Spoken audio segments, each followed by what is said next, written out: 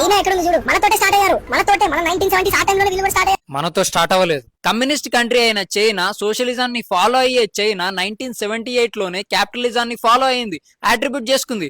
కానీ భారత్ లో 1991 కన్నా ముందు హై ట్యాక్స్ ఉండేది, including surge tax, income tax 97.58% tax ఉండేది. దీని వల్ల వ్యాపారాలు రాలే. 1991 తర్వాత ఆర్థిక సవరణలు చేస్తే అప్పుడు మనకి కంపెనీలు వచ్చాయి.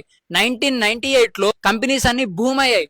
అంటే చైనాకి భారత్ కి 20 years డిఫరెన్స్ ఉంది ఆల్రెడీ. పైగా చైనాలో ఎమర్జెన్సీ రాలేదు, చైనాలో 26/11, బెంగళూరు చిన్నస్వామి స్టేడియం, హైదరాబాద్ గోకుల్ చాట్ ఇలాంటి టెర్రరిస్ట్ అటాక్స్ జరగలేదు. చైనాకి ఇల్లీగల్ ఇమిగ్రెంట్స్ లైక్ రోహింగ్యాస్ లేరు, స్లీపర్ సెల్స్ లేరు, టెర్రరిజం తో థ్రెట్ లేదు, టెర్రరిజం తో ప్రాబ్లం లేదు, చైనాలో ఇంటర్నల్ ఎక్స్ట్రీమిజం లేదు. ఇన్ని గానం మన దేశంలో ప్రాబ్లమ్స్ ఉన్నా సరే మనం ఈ రోజు 4th largest economy in the world's largest democratic country. Always busy in India, Pakistan. Lashkar e Taiba, Jaish e Mohammed, Hizbul Mujahideen and Pakistan ఇలాంటివన్నీ చైనా మీద అటాక్ చేయలే, ఇండియా మీద అటాక్ చేసాయి. చైనీస్ మీడియా మొత్తం వాళ్ళు చేసే ఇన్నోవేషన్స్, వాళ్ళు చేసే అడ్వాన్స్మెంట్ గురించి ప్రొజెక్ట్ చేస్తారు. మరి లేకపోతే గూగుల్ ని, ఫేస్బుక్ ని, యూట్యూబ్ ని, ఇన్స్టాని, యాపిల్ ని రివర్స్ ఇంజనీరింగ్ చేసి అమ్ముతున్నారని చెప్తారా? కరోనా వల్ల ఎంతమంది చనిపోయారో చెప్తారనుకున్నావా? కరోనా ఎలా వచ్చింది, బయోవార్ డిక్లేర్ చేసిందని చెప్తారనుకున్నావా? అలా చేస్తే డెత్ వార్ అంటే ఎవరైనా అకౌంటబుల్ గా ఉన్నారా? అకౌంటబిలిటీయా?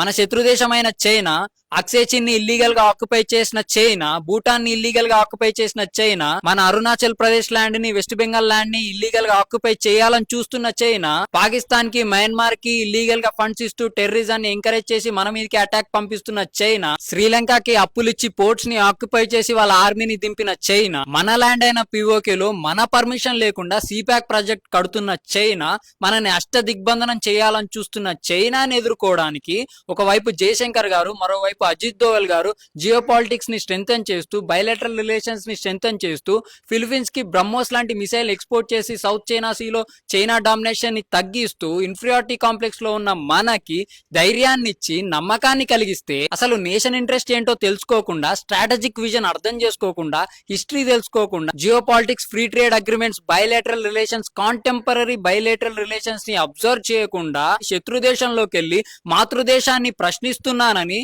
300K ఫాలోవర్స్ ఉన్నారు, ఈ వీడియో వల్ల నిరాశ నిస్పృహ కలగొచ్చు, సెల్ఫ్ పిటీ కలగొచ్చు అని ఆలోచించకుండా, నేషన్ ఇంటిగ్రిటీ పైన బాధ్యత లేకుండా అకౌంటబిలిటీ గురించి మాట్లాడుతున్నావు చూడు, దీన్ని ఫ్రీడమ్ ఆఫ్ స్పీచ్ అంటారు. ఇది భారత్ లో ఉంటది. ఒకవేళ నువ్వు చైనా సిటిజన్ అయ్యుండి చైనాని ప్రశ్నించావు అనుకో, డెత్ వారంటే. సాక్సులు మాసిపోతే ఉతుక్కోవచ్చు చేతన్, ప్రాణాలు పోతే తిరుగురావు అని చెప్పు మీ ఫ్రెండ్ కి. నీ ప్రశ్న 10 మంది మేల్కొల్పోవాలి, ఆశావాదంతో సత్సంకల్ప బలాన్ని పుంజుకోవాలి, నేషన్ ఇంట్రెస్ట్ ని రెస్పెక్ట్ చేస్తూ నేషన్ ని రీకన్స్ట్రక్ట్ చేయాలి. జాతీయ పునర్నిర్మాణం. భారత్ మాతాకి జై.